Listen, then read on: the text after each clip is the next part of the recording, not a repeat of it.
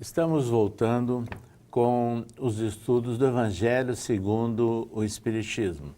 O programa Evangelho e Espiritismo na sua mais simples expressão.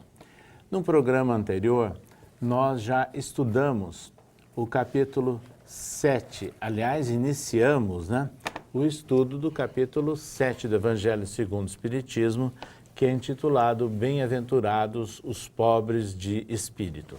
Mas, como nós vimos no programa anterior, a questão da palavra, da expressão pobres de espírito, nos remete a uma série de divagações, de reflexões, para compreendermos o seu real significado de acordo com a doutrina espírita e de acordo com o desenvolvimento que Allan Kardec deu a esse capítulo do Evangelho segundo o Espiritismo.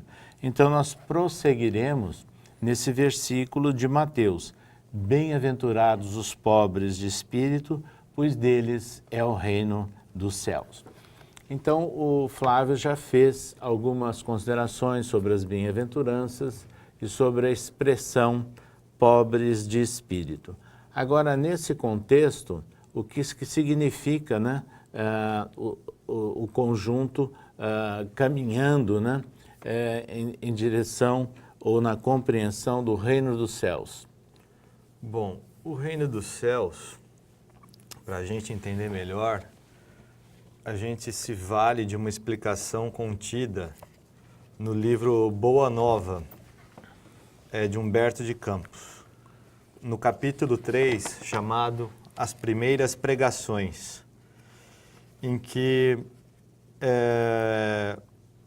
um dos fariseus, chamado Hanã, se deparando com Jesus em Jerusalém, perguntou: Galileu, que fazes na cidade? Aí Jesus respondeu: passo por Jerusalém buscando a fundação do reino de Deus. Reino de Deus tornou o sacerdote com acentuada ironia. E que pensas tu venha a ser isso? Aí Jesus respondeu: esse reino é a obra divina no coração dos homens. Então, o reino de Deus é a obra divina no coração dos homens. É um trabalho que se dá internamente.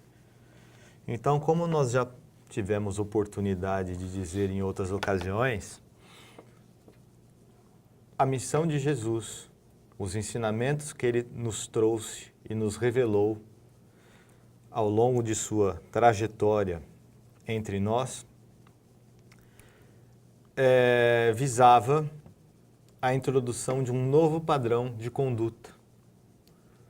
Um novo padrão voltado a implantar mudanças a serem dinamizadas de dentro para fora em nós.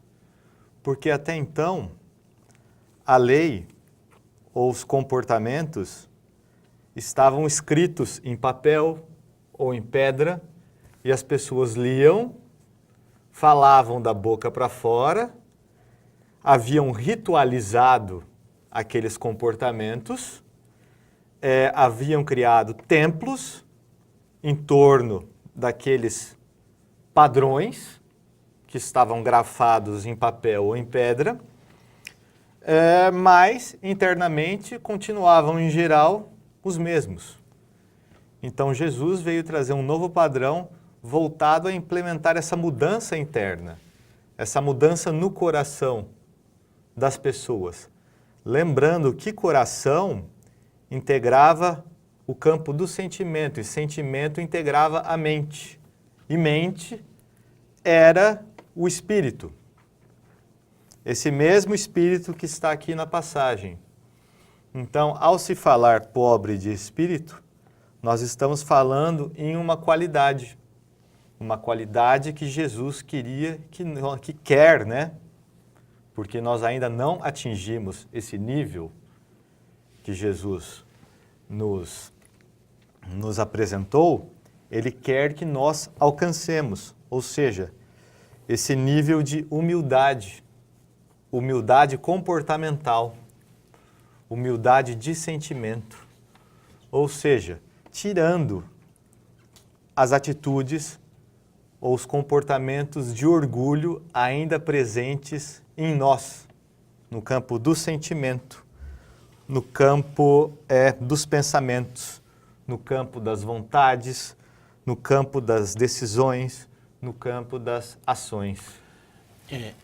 Esse comentário é bastante interessante e ele nos remete, inclusive, a um pioneiro do movimento espírita de São Paulo e do Brasil, Karba Schutel, que na primeira metade do século XX executou um belíssimo trabalho na cidade de Matão. E ele foi um estudioso, né, do Novo Testamento e escreveu um livro, Parábolas e Ensinos de Jesus. E exatamente nesse livro, ele dedica um capítulo à questão dos pobres de espíritos e espíritos pobres. Vejam o título, né, que Karba Schutel deu ao capítulo. E aí ele deixa muito claro que os pobres de espírito são os humildes, que nunca mostram saber o que sabem e nunca dizem ter o que têm. Então, a partir dessa ideia, ele desenvolve o capítulo mostrando que a humildade é o cartão de ingresso, né, o cartão de visita no reino dos céus. Essa ideia que ele desenvolve é muito interessante. Então, ele passa a comentar que sem humildade, nenhuma virtude se mantém. E aí a humildade, na conceituação de Karba Schutel, é o propulsor de todas as grandes ações e rasgos de generosidade, seja na filosofia, na arte, na ciência e na religião. É por isso que ele enfatiza a expressão bem-aventurados os humildes, deles é o reino dos céus. Então, os humildes no falar, sinceros e francos no agir, não fazem ostentação de saber e nem de santidade. Abominam os bajulados e servis e deles se compadecem. Aliás, esses comentários de Karba Schutel sobre características da verdadeira humildade são extremamente válidos e aplicáveis aos dias que nós estamos vivendo. Então, é muito significativo, né, o comentário feito há pouco, né, do que significa a relação entre pobres de espírito e reino dos céus, com esses comentários aqui registrados por Karba Schutel há muito tempo. Então, para Karba Schutel, pobres de espírito são os que estudam com humildade, são os que sabem que não sabem, são os que imploram de Deus o amparo indispensável às suas almas. Então, isso tem tudo a ver com essas considerações feitas pelo Flávio. Então, a gente vê que a questão da entrada no reino dos céus se dá por meio da mudança de um padrão mental, de um padrão na mente, isto é, na mudança de um padrão espiritual. Então, quando nós fizermos essa mudança do nosso padrão espiritual, do nosso padrão, desse conjunto de disposições que em conjunto integram sentimentos, pensamentos, vontades, decisões que formam o nosso espírito, que é isso que a gente leva quando a gente desencarna, que é isso que a gente leva quando a gente volta para o plano espiritual. Quando nós mudarmos esse padrão, aí sim nós entraremos no reino dos céus, quando nós mudarmos esse padrão conforme os ensinamentos de Jesus. E é interessante que Allan Kardec, nesse capítulo 7 do Evangelho segundo o Espiritismo, ele introduz um outro versículo de Mateus, vamos assim dizer, um versículo complementar, onde a anotação que aquele que se humilha e se torne pequeno como esta criança será o maior no reino dos céus. Então aí ele coloca a expressão da humildade junto à característica de uma criança.